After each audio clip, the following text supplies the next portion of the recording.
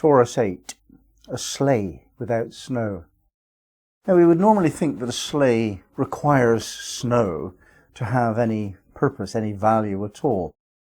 And what we're being told in this degree is that indicates a limited imagination.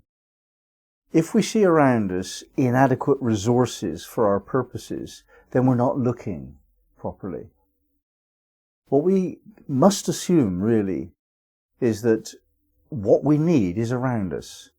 It can be seen within the potential for something not really obvious. So the sleigh without snow is just an encumbrance unless you bring appropriate attitude of mind to it. We could describe this degree as a training in learning how to see the glass half full instead of half empty. And the advantage of turning the mind from pessimism to optimism is unrivaled, is profound beyond measure. The mind is a tool for change. That's what it does. Life is change, and we create that life out of mind. So the mind is mercurial, it's changing all of the time, and it impacts completely upon life. So that how we structure our mind, over time, more or less, creates exactly the circumstances of our lives. There is a level on which that's absolutely true. It's just that we can't perceive it. It's slowed down. But the mind is what we create with. And if we actually program the mind to create bad luck by seeing this sleigh is in the way, it's useless because there's no snow, then the mind gets to look for that kind of problem everywhere it does look. Whereas if you program the mind to just look creatively within a situation, just look at a situation really deeply, in a very subtle way, and in your life situations, just look around you, see who's in your life, see what's in your life, see where you are, really see it.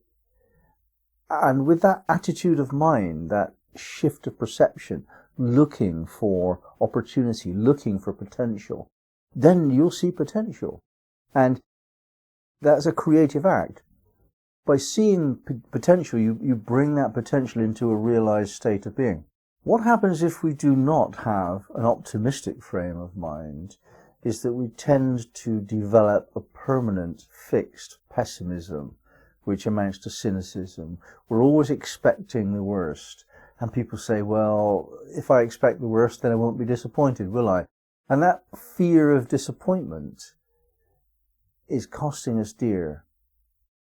A lot of people see it this way. They don't want to be disappointed.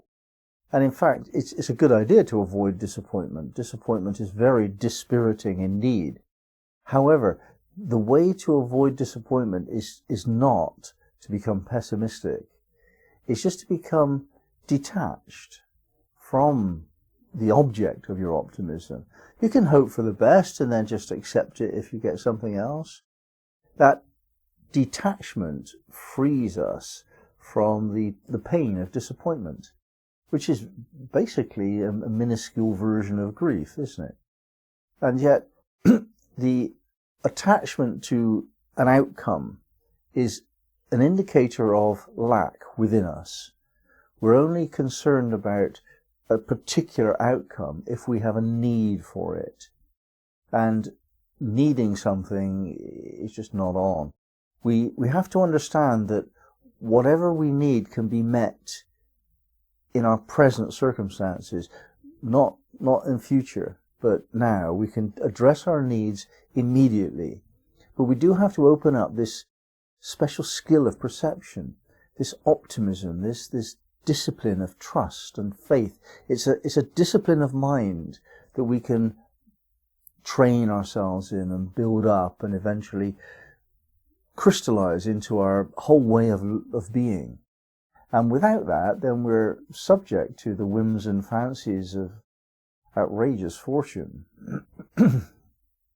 So Uranus presently is occupying this degree as it squares Saturn exactly. That's the time in which this video is made. So what we're seeing here with Uranus is a high level of intelligence Uranus has. It's divine intelligence, really, applied to this principle of optimism, training ourselves in trust and faith.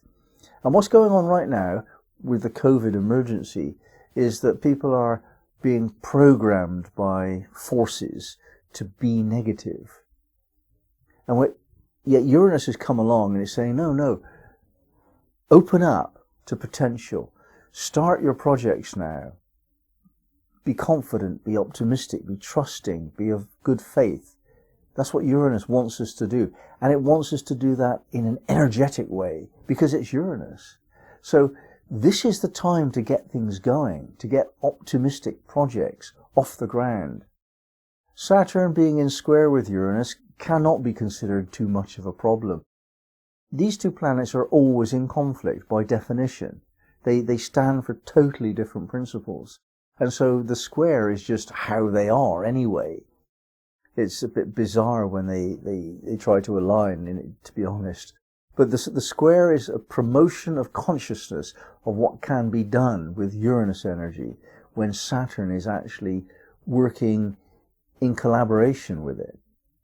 We can ground our projects. We can form the structure of our wild imaginings. Because Uranus isn't very structured, is it? You just cannot bring things to Earth properly. But Saturn doesn't do anything else. That's what it does best. And when Saturn is applied to Uranus, our wild ideas, tamed a bit, cut a bit, pruned a bit, because Saturn's actually saying, no, that won't work, this will work.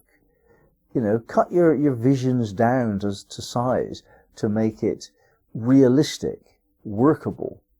Then this is an excellent time to launch your projects and to change your circumstances, because the energy is there with Uranus and the practicality, the reality check is there with Saturn. And applied to this whole principle of the sleigh without any snow, it means that even though you don't see anything to support your vision, that's because you're not looking.